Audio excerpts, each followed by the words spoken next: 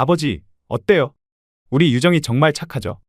무진아, 너 네 애비가 어떻게 회사 키웠는 줄 알지? 네? 갑자기 무슨 소리세요? 사업을 제대로 굴리려면 같이 일하는 사람을 옆에 잘 둬야 해. 10년을 잘해도 중요한 순간에 뒤통수 치는 게 사람이고, 안 당하려면 누가 내 옆에 있을 사람인지 잘 가려내야 하는 거야. 내가 이 바닥에 사업 40년 굴려보니까 웬만한 사람만 봐도 딱 이 애비는 눈에 사이즈가 나온다. 누가 도움이 되는 사람인지, 누가 내 등에 칼 꽂을 사람인지. 아버지 말씀은 유정이가 제 등에 칼을 꽂을 사람이라는 거예요? 아직 그건 모르지만 그 아가씨 썩 믿음직하지는 않다. 내 말만큼 믿을 만하고 속이 착한 사람 같지가 않다 이거야. 아버지, 유정이에 대해 그렇게 함부로 말하지 마세요. 저 정말 유정이 사랑하고 저랑 결혼할 여자라고요. 아니, 내가 헤어지라고 했어. 뭐가 급해서 당장 결혼을 한대. 이 결혼 못 물려요. 이번에 안 하면 늦는다고요. 뭐가 그렇게 급한데? 유정이 임신했어요. 아이는 당연히 제 아이고요. 뭐? 안녕하세요. 저는 서울에 살고 있는 30대 후반의 남자입니다. 여러분, 귀인을 믿으시나요? 어느 날 불현듯 내 인생에 찾아와 나를 바른 길로 인도해주는 그런 사람 말이죠. 저는 30대 후반의 나이에 전혀 예상치도 못한 상황, 예상치도 못한 곳에서 예상치도 못한 인물을 귀인으로 만나 이렇게 사연을 보내게 됐습니다. 저는 대학을 졸업하고 바로 아버지가 운영하시는 자재회사에서 일을 시작했어요. 낙하산 소리를 듣기 싫어서 말단 신입부터 시작해서 어떤 직원보다도 정말 피땀 흘려 일했죠. 자수성가해서 번듯한 중소기업을 일군 아버지께 부끄럽지 않도록 몇 년간 개인 시간도 없이 일에만 매진했습니다. 30대 후반이 되자 일적으로는 누구에게나 인정받을 정도의 커리어를 쌓았지만 연애는 그렇지 못했습니다. 30대 넘어가면서 주변에서 슬금슬금 청첩장이 날아오는데 저도 슬슬 외롭더라고요. 도대체 제대로 된 연애를 했던 게 언젠지 가물가물하기까지 했어요. 그때부터 입버릇처럼 외롭다, 어디서 여자를 만나야 할지 모르겠다라고 하니까 제 오랜 친구 녀석이 괜찮은 여자 하나 소개시켜준다고 하더군요. 야, 이 형님이 너 외롭다는 말 듣고 괜찮은 여자 하나 알아왔다. 진짜? 어떤 여잔데? 어디서 아는 여자야? 회사 거래처 여직원인데. 거기 땡땡식품 있잖아. 뭐, 땡땡식품? 거기 대기업이잖아. 능력 있는 여자네. 맞아. 명문대 출신에 바로 대기업 취업한 엘리트야. 그것뿐이냐? 외모도 딱 네가 좋아하는 타입이야. 왜 청초한 아나운서상. 성격도 괜찮아. 아, 말하다 보니 너한텐 좀 아까운데? 야, 아깝긴 뭐가 아까워? 내가 만나면 진짜 잘해줄 자신 있어. 나 이미 간하고 쓸개 다 줄 준비됐다. 친구의 말을 들은 저는 빨리 그 여직원을 만나고 싶어 안달이 났었죠. 드디어 그렇게 만난 여자는 정말 제가 꿈에 그리던 이상형이었습니다.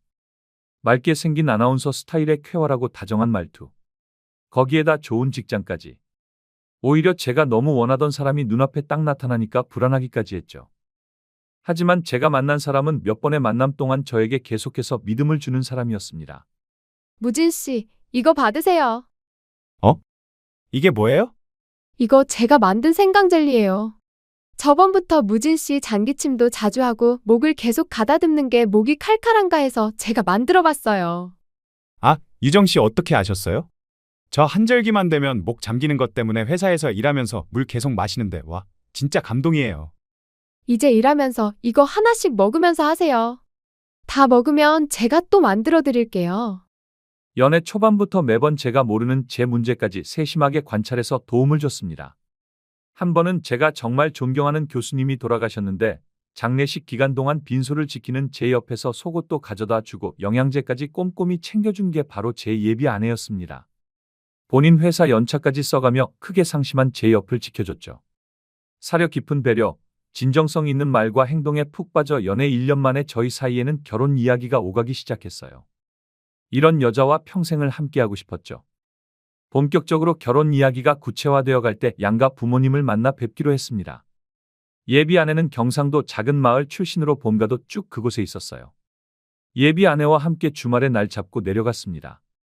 예비 장인 장모님이 좋아하신다는 장어와 산지 직송 더덕, 홍삼 세트 바리바리 싸서 기대에 부풀어 있었어요. 과연 이렇게 완벽한 여자가 나고 자란 곳은 어떤 곳일까 궁금했죠. 물론 예비 장인어른과 장모님도 교육 환경이 좋지 않은 산골 마을에서 딸을 훌륭하게 키웠을 만큼 멋진 분들이라고 예상했어요. 하지만 제 예비 처가에 도착한 전 좀 당황하고 말았어요. 예비 아내의 본가는 외진 곳에 있는 작은 마을 중에서도 가장 구석진 곳에 자리한 거의 보기에는 폐허처럼 보이는 곳이었죠. 솔직히 집을 보고 놀란 건 사실입니다. 거의 방치되어 있다시피 다 쓰러져 가는데 이곳에서 몇십 년을 버틴 게 용하다고 느껴졌으니까요. 마당으로 들어가니까 집 반대편에 작은 창고 같은 게 있는데 알고 보니 그게 화장실이더라고요. 믿어지시나요? 요즘 같은 시대에 아무리 산골 마을이라고 하지만 집과 분리된 재래식 화장실이라뇨. 집은 다 낡아 볕도 안 들 정도로 어두웠지만 집에서 나오신 예비 장인어른과 장모님의 웃음은 밝기만 하더군요. 두 분은 저를 따뜻하게 맞이해 주셨어요. 이미 예전에 예비 아내에게 예비 장인어른이 젊었을 때 당뇨로 심하게 고생하시다 한쪽 다리가 기능을 잃었다는 건 들은 상태였습니다.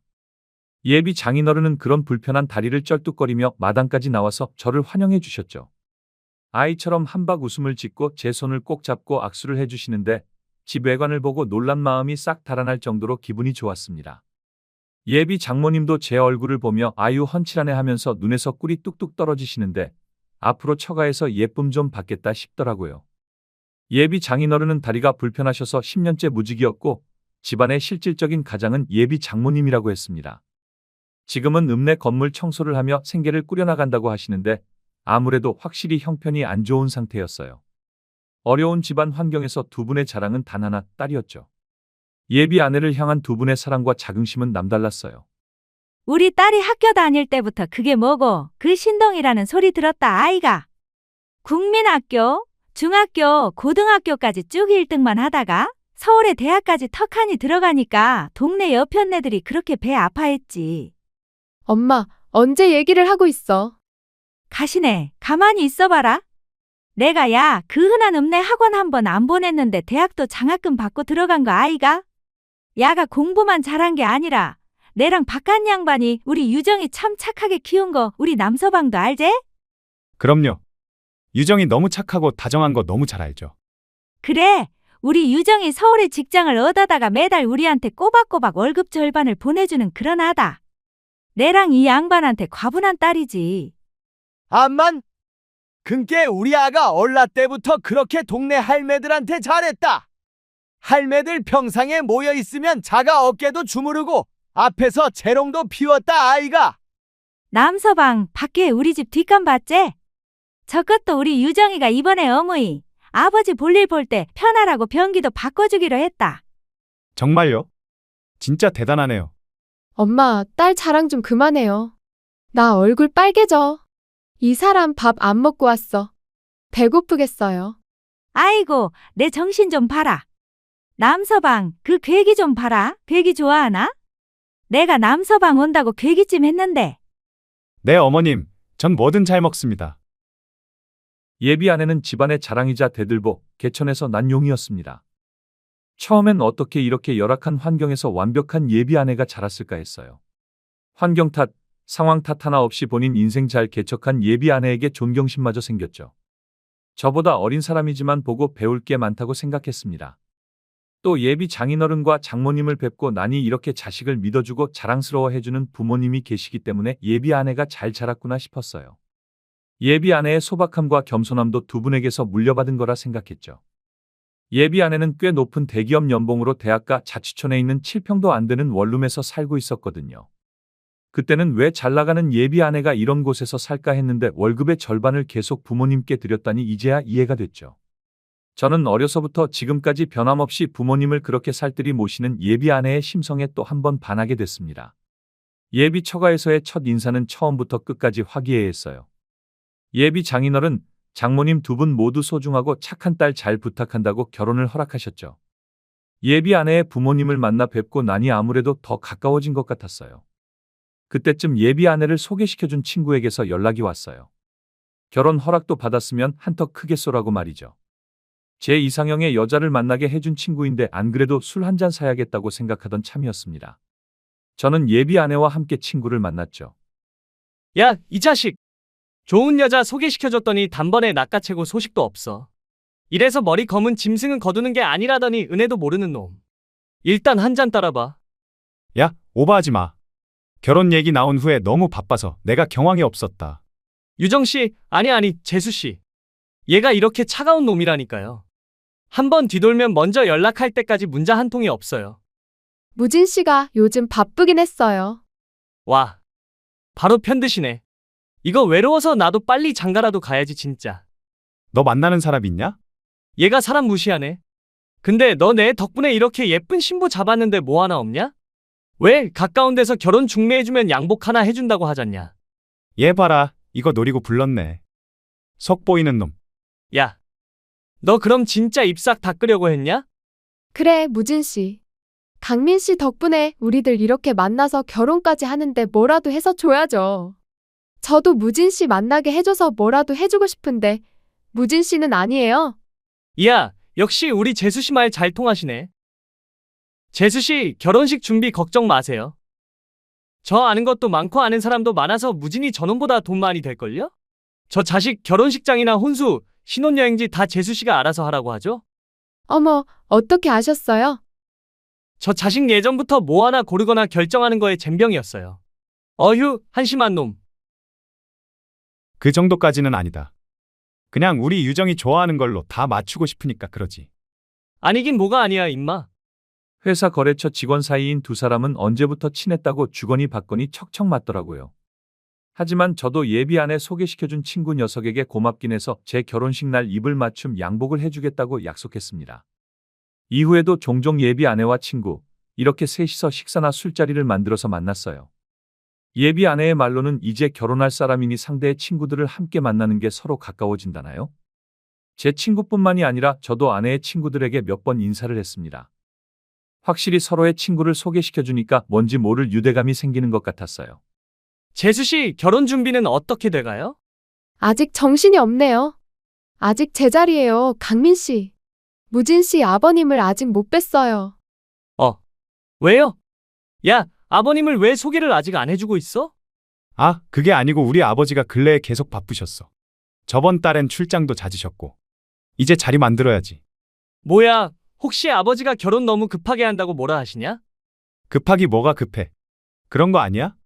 유정아, 혹시라도 이상한 생각하지 마. 우리 아버지 유정이 엄청 보고 싶어 하셔. 알아요, 알아. 그때 아버지 회사 지점을 늘리는 문제로 아버지가 마땅히 시간이 나질 않으셨거든요. 혹시나 예비 아내가 오해라도 할까봐 전 빨리 아버지에게 소개시켜야겠다 싶었어요. 저는 부랴부랴 아버지께 말해 약속 날짜를 잡으려고 했죠. 하지만 이게 무슨 일인지 예비 아내가 저에게 임신 사실을 알렸습니다. 양가 부모님 다 만나 뵙기도 전에 혼전 임신이라니. 조금은 당황스러웠지만 물론 결혼 전 찾아온 축복에 너무 기뻤죠. 저도 아기를 빨리 갖고 싶었던 터라 언제 생기든 상관이 없었죠.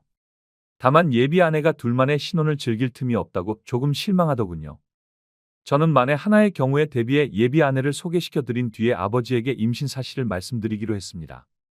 드디어 예비 아내를 아버지께 소개시켜드리는 날이 됐어요. 안녕하세요, 아버님. 전 강유정이라고 합니다. 반가워요. 무진이 예비되는 사람입니다. 네, 아버님. 정말 만나 뵙고 싶었어요. 무진 씨가 누굴 닮아서 이렇게 훤칠하나 했는데 아버님 닮아서 그런가 봐요. 고마워요. 아버님, 말씀 놓으세요. 이제 곧 며느리 될 텐데 빨리 놓으셔야 빨리 가까워지죠. 그럼 편하게 할까? 부모님이 경상도 분들이라고? 네, 저도 경상도 토박이에요. 분위기는 나쁘지 않았습니다. 예비 아내는 특유의 어른에게 부침성 있고 싹싹한 모습에 평소 무뚝뚝한 아버지도 이런저런 질문이 많으셨어요. 이대로만 가면 양가의 축복 모두 받는 행복한 결혼식이 되겠구나 싶었죠. 식사가 끝나고 예비 아내를 집에 데려다주고 전 본가로 돌아갔죠. 빨리 제 신부감에 대한 아버지의 의견을 듣고 싶었어요. 어디서 저렇게 좋은 사람을 아내로 데려왔냐고 하실 줄 알았죠.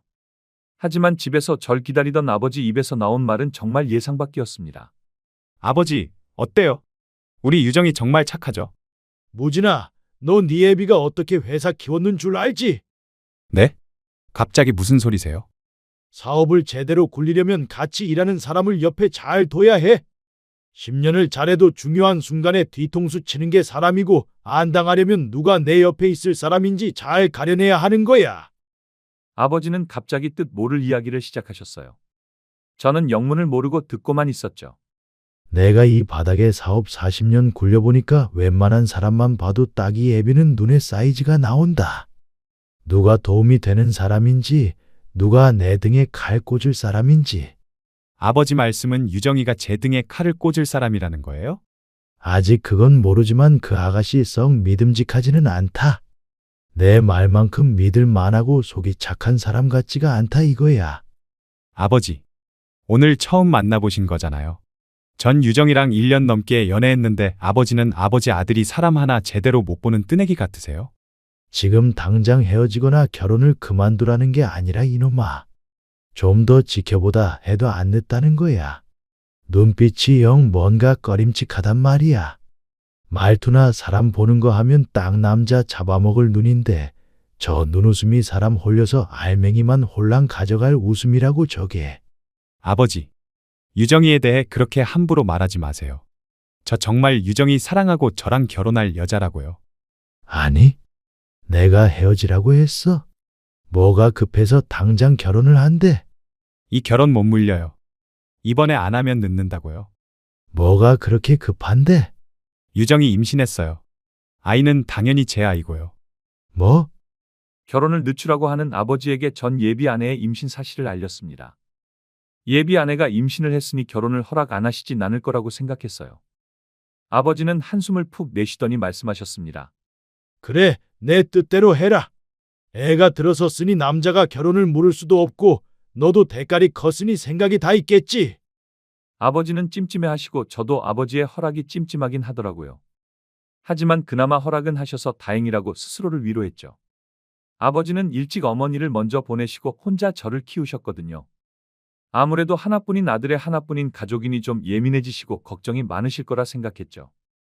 양가의 결혼 허락을 모두 받았으니 저와 예비 아내는 결혼식 준비를 착착 해나갔습니다. 처음엔 결혼을 탐탁지 않아 하셨지만 아버지는 그래도 좋은 집에서 마음 편히 살라고 15억 상당의 신축 아파트 매매를 해주셨어요. 예비 아내는 너무 과분하다고 앞으로 저에게나 제 아버지에게나 잘하겠다고 하더라고요.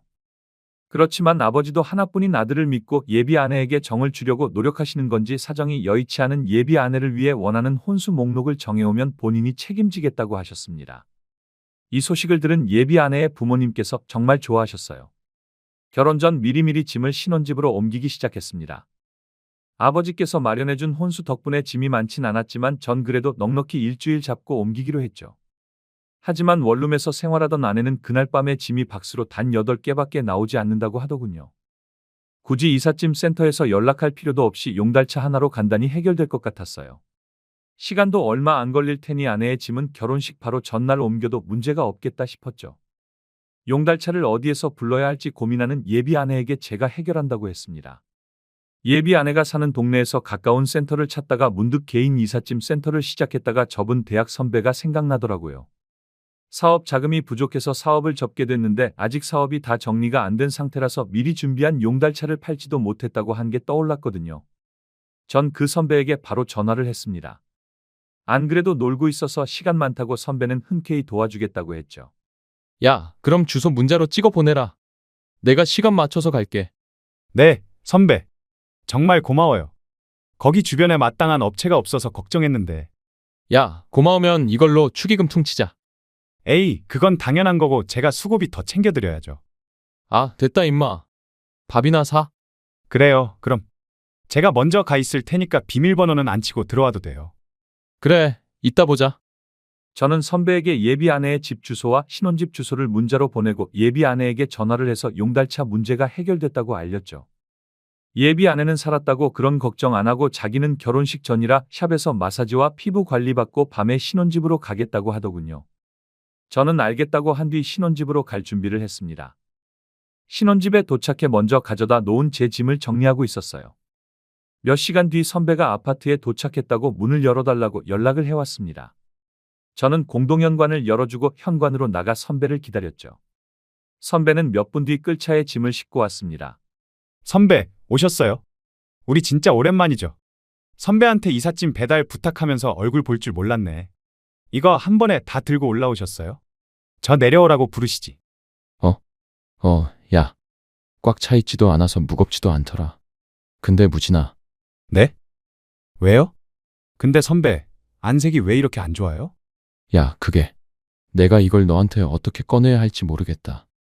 선배는 잿빛이 된 안색으로 주저하며 저에게 이야기를 털어놓기 시작했고 선배 입에서 나온 말들은 전혀 믿을 수 없을 정도로 충격 그 자체였습니다.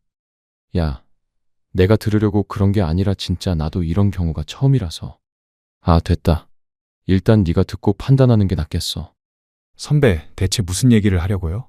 내가 중간부터 녹음을 했는데 일단 들어봐봐. 어리둥절한 제게 선배는 주머니에서 스마트폰을 꺼내 본인이 녹음했다는 걸 들려주었어요. 그래, 다 버렸어. 다. 나 옷도 절반은 버린 것 같아. 야, 이제 마음껏 진짜 잘 살 수 있는 집안에 시집 가는데 뭐하러 그동안 샀던 짝퉁을 들고 가니? 죄다 처분하니까 내 속이 다 시원하다 얘.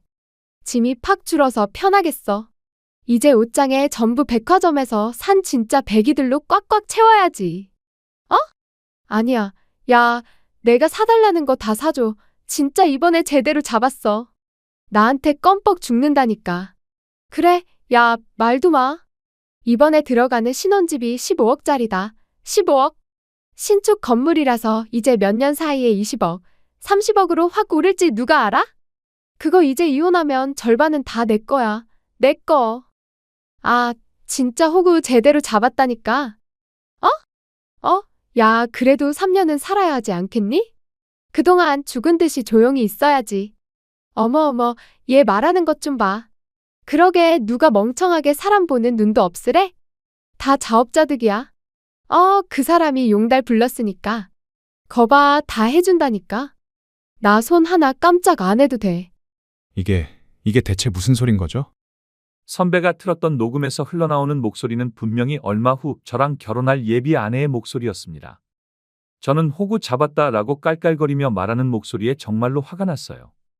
멍하니 지금 저에게 벌어진 일이 대체 무슨 일인지 이해하려고 애쓰는 도중 앞에 있던 선배의 목소리가 저를 깨웠습니다. 네가 알려준 주소로 가보니까 현관문이 열려 있더라고. 너한테서 용달 보냈다고 듣고 일부러 열어놓은 것 같은데 내가 들어가는지도 모르고 통화하면서 떠들고 있더라. 처음에 들어갔을 때 물건 다 버리고 갈 거다. 호구 아버지가 혼수도 싹 다 넣어줘서 너무 편하다 이 소리가 들리는데 이건 녹음해서 너한테 들려줘야겠더라고. 이게 무슨 일이냐 진짜? 이 여자 너하고 결혼하고 나서 일부러 이혼한 다음에 재산 빼돌리려고 했던 거 맞지? 일단 그 여자 통화 끝날 때쯤 들어간 척 아무렇지 않게 행동하긴 했는데 내가 거기서 따질 수도 없는 노릇이고. 야, 이거 당장 결혼식이 내일이라도 엎어야지. 아니, 오늘이라도 엎어야 할 문제다 무진아. 선배, 저 그 음성 파일 좀 보내주실래요? 그리고 정말 죄송하지만 이 짐들 그 집에 도로 가져다 놔주세요. 죄송해요. 헛고생 시켜서. 제가 그 집 비밀번호 드릴게요. 그래. 나한테 미안할 필요 없어. 이 정도는 당연하지. 전 일단 선배에게 녹음 파일을 받았습니다. 그리고 선배에게는 고맙다고 하고 일단 이 일은 비밀로 해달라고 내가 해결하겠다고 말한 뒤에 보냈어요. 그리고 예비 아내, 아니 그녀에게 문자를 보냈습니다. 오늘 몸 상태가 영 안 좋으니까 오늘은 내 자취방 가서 일찍 잘게. 그리고 결혼 전에 신랑이 신부 보면 부정 탄다더라.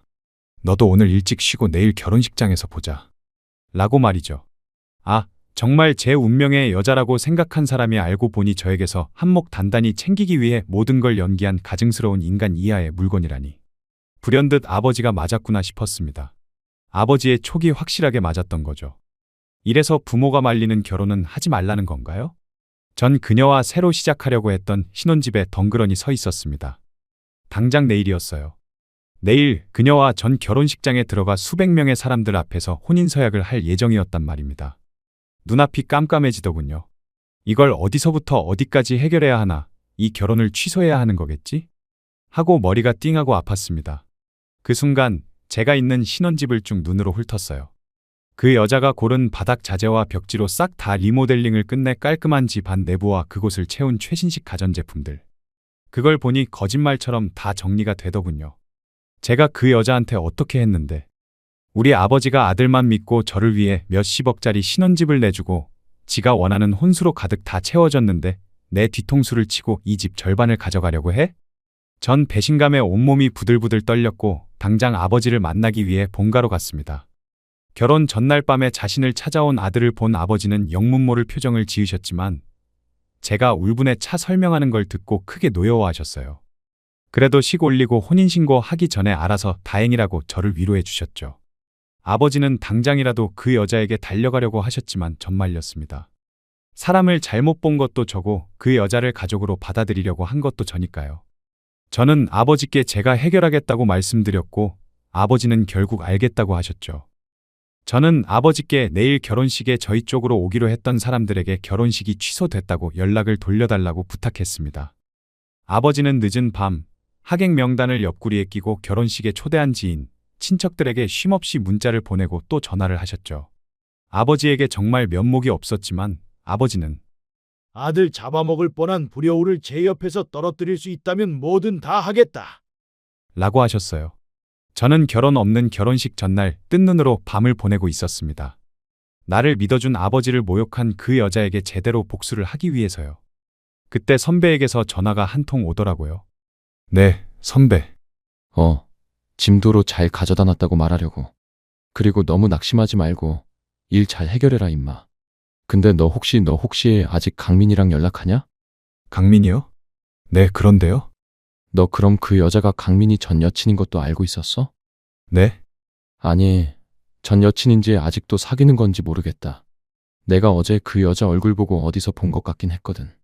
지금 생각해보니까 몇 년 전에 강민이가 나한테 여친이라고 사진 보여줬던 게 생각나는 거야. 근데 내가 너랑 강민이가 대학 때부터 친한 친구인 걸 아는데 네가 강민이 전 여친이랑 결혼까지 한다고 하진 않을 거 아니야. 너 강민이 만나서 제대로 한번 물어봐. 그때 듣기로는 그 여자 대기업 다니는 것도 아니야. 네일아트 가게 차린다고 했던 것 같은데. 미치겠네. 그러고 보니 제가 왜 진작 그 생각을 못했을까요? 강민이 그놈이 소개시켜준 여자인데 그놈한테 먼저 물어봤어야 했습니다. 너무 많은 일이 하루 만에 일어난 거라 그놈한테 연락할 틈조차 없었네요. 근데 여친이라고요? 이제야 퍼즐이 딱 맞춰졌습니다. 그 여자에겐 공범이 있었던 거고 그게 제 친구라는 더러운 놈이었던 거죠. 그 둘이서 저 하나 호구 만들어서 한몫 단단히 챙기려고 했던 겁니다. 그럼 답 나오는 거죠. 전 그 여자 뱃속의 아이 아버지가 내가 아닐 수도 있다는 의심을 품었습니다. 저는 선배에게 말해줘서 고맙다고 내일 결혼식은 취소니까 안 와도 된다고 말하고는 전화를 끊었어요. 제가 복수해야 할 상대는 2명으로 늘어났습니다. 아버지에게 말해서 그 친구 놈에겐 결혼식 취소 문자를 보내지 않았죠. 전 결혼식 당일 예정된 예식 3시간 전에 결혼식장에 도착했습니다. 식장 측의 계약금의 30%를 더 지불할 테니 제가 만든 계획대로 식을 진행해달라고 부탁했어요. 저는 그 정도로 절박했습니다. 식장에 피해가 안 가도록 하겠다는 제 간곡한 부탁과 30%라는 웃돈의 직원들은 당황하는가 싶더니 금방 알겠다고 했죠. 저는 직원에게 선배에게서 받은 녹음 파일을 건네준 뒤 결혼식은 예정대로 진행하라는 말과 꼭 예식 과정을 동영상으로 찍어달라고 했어요. 그리고 1층으로 내려가 그 여자 측에서 올 하객들을 기다렸어요. 결혼식 1시간 전 저 멀리서 관광버스가 오는 게 보였습니다. 먼 곳에서 동네 사람들이 단체로 오느라 버스를 대절했다고 그 여자한테서 들었어요. 저 수십 명의 사람들 앞에서 그 여자에게 개망신을 줄 생각이었죠. 버스에서 내리는 사람들 속엔 제 예비 장인 장모가 되실 뻔했던 2분도 보이더군요. 그 여자 아버지는 지팡이를 찢고 힘겹게 오시는데 2분에게 나쁜 감정은 없지만 딸자식의 잘못된 인성을 깨우치시길 바랬죠. 아무튼 그렇게 식장에 입장하는 사람들은 점점 어리둥절한 표정을 짓더군요. 넓은 예식장의 사람이라고는 신부 측 하객분이니 의아했겠죠. 예비 장인 장모님도 2분만 식장 도우미 안내를 받아 하객을 맞이하는 입구에 멀뚱히 서 계셨어요. 여기저기 두리번거리며 저와 제 아버지를 찾는 것 같았는데 식장 도우미들에게 물어봐도 답을 안 해주니까 별 수 있나요? 식장으로 들어서는 제 친구 놈도 보이는데 중매값이라고 제가 해준 새 양복을 입고 들어오더군요. 저는 속으로 그 옷이 내 놈의 수이다. 하고 되뇌었죠. 도우미들은 제가 말한 대로 신부 측 사람들이 무슨 일이냐, 사람이 왜 이것밖에 없냐고, 신랑은 어디 갔냐고 물으면 식장 측도 아는 게 없고 결혼식은 정상적으로 진행될 테니 걱정 말라는 말만 기계처럼 내뱉을 뿐이었죠.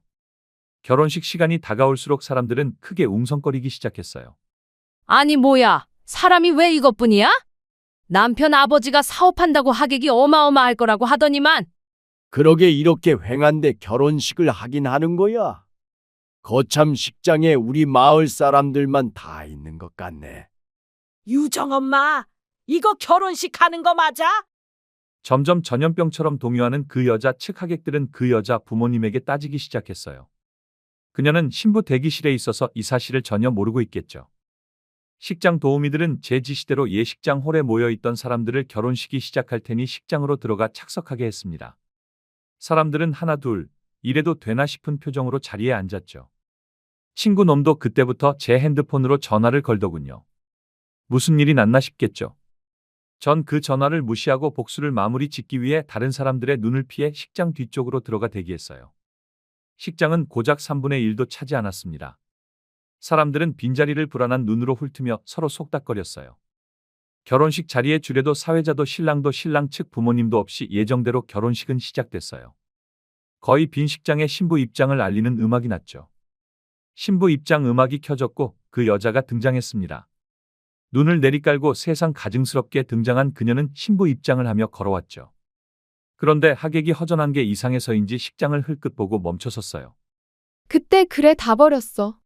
다 나. 옷도 절반은 버린 것 같아. 야, 이제 마음껏 진짜 잘 살 수 있는 집안에 시집 가는데 뭐하러 그동안 샀던 짝퉁을 들고 가니? 예식장에 그 여자가 통화했던 내용이 음악 대신에 울려 퍼졌습니다. 식장은 한순간에 아수라장이 되어버렸죠. 아니 이게 뭐야? 이거 유정이 목소리 아니야? 뭐, 호구? 유정이 남편이 호구라는 얘기야. 이게 다 무슨 난리야? 얘 유정아, 이게 어떻게 된 거야? 이혼할 거라고? 어머, 쟤는 결혼 전에 벌써 이혼할 목적인 거야? 유정 아빠, 결혼식 취소면 내가 낸 축의금도 도로 내놔요. 아니, 이게 무슨 경우야? 하객들은 저마다 하나둘 언성을 높였고 몇 명은 그 여자와 그 여자 부모를 향해 질문 세례를 퍼부었습니다. 그녀는 지가 입은 웨딩드레스보다 더 얼굴이 하얗게 질려갔어요. 식장을 가득 채우는 본인의 인간 이하의 계획을 들으면서 본인이 들고 있던 부케도 떨어뜨리며 부들부들 떨더라고요. 그 여자 부모님도 하늘이 무너지는 걸 보는 얼굴이었습니다. 딸의 그런 계획을 아무것도 모르고 계셨던 거죠. 친구 놈도 두리번거리면서 어디로 튀려고 하는 것 같았는데 제가 그냥 보낼 것 같나요? 그 여자의 음성 파일이 끝나자 어두웠던 조명도 환해졌습니다. 그리고 술렁거리는 예식장으로 모든 걸 정리하기 위해 나갔어요. 무진 씨! 유령 신부 마냥 허옇게 질린 그녀는 저를 보고 절박하게 소리쳤어요. 전 그 여자를 무시하고 하객들에게 말했어요. 오늘 모여주신 분들 정말 죄송스럽게 생각합니다. 제가 머리 숙여 사과드립니다. 하지만 전 1년을 넘게 저 사악한 여자에게 속았어요. 저 여자는 저와 결혼 후에 이혼해서 어마어마한 금액의 위자료를 받을 계획이었던 겁니다. 그리고 저 무서운 여자를 도운 공범이 있습니다. 바로 저 여자를 제게 소개시켜준 저의 절친, 바로 저기 앉아있는 이강민, 바로 너. 전 손을 들어 친구 놈을 가리켰고 하객들은 일제히 경악스러운 표정과 함께 그놈을 쳐다봤죠. 그놈은 어디로 갈지 몰라 당황한 채 어정쩡한 자세 그대로 굳었습니다. 저 자식은 본인이 사귀고 있던 여자를 저에게 소개시켜주고 나중에 받을 위자료를 나눠 가질 계획이었겠죠. 너네 둘, 뚫린 입이 있으면 어디 말해봐. 내 말이 틀려? 무진 씨? 무진 씨? 내 말 좀 들어봐. 다 오해야. 내가 다 설명할 수 있어. 왜? 내가 내 입으로 말하는 걸 진짜 날 머저리로 보는구나. 내가 그 말을 믿을 것 같아. 처음엔 맞아? 당신한테 돈 챙기고 이혼하려고 했는데 그거 다 저 사람 생각이었어. 저 사람이 먼저 지 친구 중에 아버지가 크게 사업하는 부자가 하나 있다고 해서 나도 이렇게까지 될 줄 몰랐어. 난 처음엔 그냥 생각 없이. 그때 친구 놈이 정신을 차리고 그녀에게 반박하기 시작했죠. 뭐, 이제 와서 다 내 생각이라고. 무진이 얘기 듣고 돈 뜯어내자고 한 게 누군데? 이게 어딜 떠넘기고 있어? 무진 씨? 저 얘기 듣지 마. 난 처음엔 정말 이혼할 생각이었는데 점점 당신이 좋아졌어. 내 마음은 진심이었다고. 우리 좋았잖아. 어? 무진 씨? 참나 얘 봐라. 너 나랑 3년이나 사귀었잖아. 이제 와서 무진이 자식한테 진심이라고. 지들끼리 저렇게 박터지게 싸우는데 참나 볼만하더군요. 하객들은 이게 다 뭐냐 하는 얼굴로 흥미진진하게 보고 있고 그 여자 부모님들은 당장 뒤로 넘어가도 이상하지 않은 안색이었죠. 둘 다 입 다물어. 강유정, 너 너 명문대 졸업도 대기업 다닌다는 것도 다 거짓말이었지. 증거 다 있으니까 똑똑히 말해. 맞아. 근데 저 사람, 강민 씨가 시킨 거야, 그것도. 야, 신나서 그 회사 사원증 위조한 게 누군데? 그래, 어쩐지. 연애할 때 이상할 정도로 회사에 못 찾아오게 한 것도, 어딘지 말하는 게 전혀 똑똑해 보이지 않는 것도 내가 다 눈이 멀었던 거겠지. 무진아, 내가 잘못했다. 나도 일이 이 지경까지 올 줄 몰랐어. 저 여자가 부추기지만 않았으면 나도 안 했을 거야. 맹세해. 내가 먹고 살기 너무 힘들어서 그랬어. 나 한 번만 봐주라. 너랑 내가 몇 년치기냐, 친구야. 제발. 친구 놈은 억지 눈물을 쥐어짜며 식장 바닥에 무릎을 꿇더군요. 그 모습에 연민은커녕 더 화만 났습니다. 넌 몇 년 지기 친구를 속여서 혼인 빙자하는 게 말이 된다고 생각하냐? 됐고, 너희 둘 다 콩밥 먹을 준비를 하든지 나한테 피해 보상 금액을 주든지 준비나 해라. 뭐? 무진 씨, 그게 무슨... 설마 내가 가만히 있을 거라고 생각하진 않았겠지? 나 너네 둘한테 혼인 빙자 사기죄로 고소할 테니까 그렇게 알아. 형사소송은 물론이고 민사 손해배상까지 청구할 테니까. 뭐라고? 야, 무진아! 이러지 마, 무진 씨. 돈 없으면 징역 살든지. 요새는 벌금만 최대 2천인데? 민사소송도 따로 할 테니까 넉넉하게 준비해놔. 정신적 손해배상까지 너네들 등골 모조리 빼먹을 테니까 등 처먹히는 기분이 어떤지 똑똑히 가르쳐줄게. 내가. 무진 씨, 나 당신 아기 가진 여자야.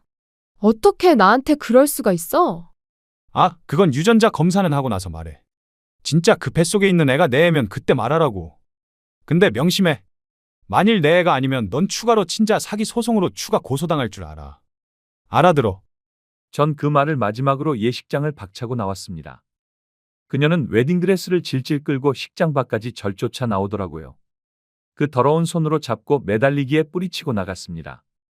바닥에 주저앉아 엉엉 우는 모습, 무심하게 한번 봐주고 나왔네요. 1년을 넘게 머저리처럼 쏘가 까맣게 썩었던 속이 다 뻥하고 뚫렸습니다. 저는 복수의 승리를 자축하며 빠르게 그 두 사람에게 혼인 빙자 사기를 비롯한 총 3개의 소송을 시작했어요. 제게 있는 그 여자의 통화 녹음과 결혼식장 녹화 영상으로 사기 행각이 모두 입증됐고 사기로 취득한 재산이 있다는 것도 입증했죠.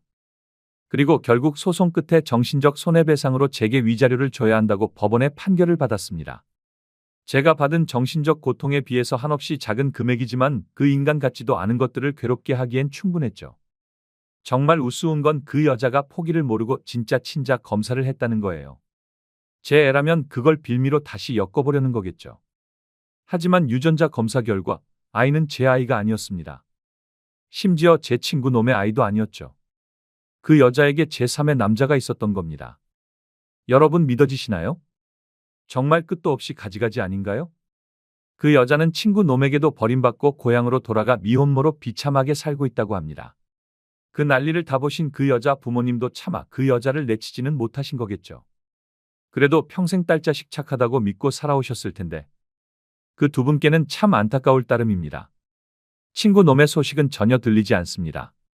대학 동창들에게 소문이 나서 주변 사람들 다 잃게 된 거죠. 뭐 자업자득 아니겠습니까? 시간이 얼추 지난 지금도 혹시 내가 그 여자 이삿짐을 선배에게 부탁하지 않았으면 어떻게 됐을까? 이 생각을 하면 오금이 다 저려오네요. 만약 그 선배가 그 여자 통화하는 소리를 녹음하지 못했다면 전 결혼 후 몇 년 뒤 이혼당해 위자료만 뺏겨 세상 불쌍한 인간이 되어 있었겠죠.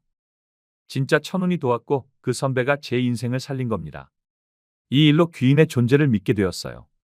인간은 누구나 인생을 구원할 정도의 커다란 도움을 남에게 받는다고 하네요. 그리고 도움을 받아 구사일생했으면 그 은혜를 갚을 줄 알아야 하고 나눠야 한다고 생각했어요. 도움만 받고 입을 싹 씻기엔 너무 모렴치한 거 아니겠어요? 그냥 행운을 발로 차버리는 짓이죠. 전 작은 부족으로 사업을 접은 그 선배에게 투자하기로 했어요. 선배, 나 진짜 선배 덕분에 살았어요. 정말 고마워요. 선배는 내 귀인이라니까요. 야, 그만해라. 민망하다. 나도 우연찮게 들은 건데 밥이나 사, 밥이나. 아니, 그 정도로는 부족해요. 선배, 처음에 생각했던 사업 자금이 얼마였어요? 왜? 네가 뭐 내주기라도 하게?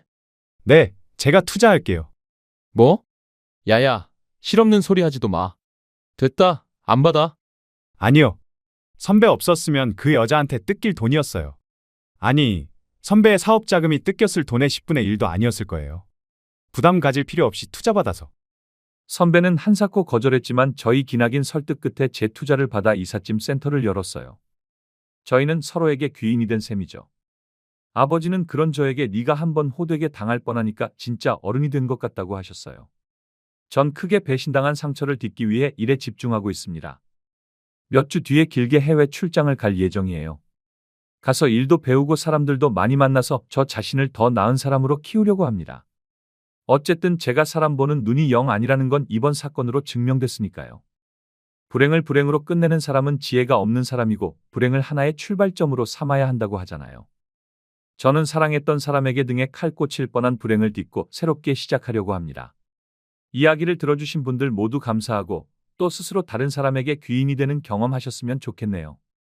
모두들 건강하시고 행복하세요.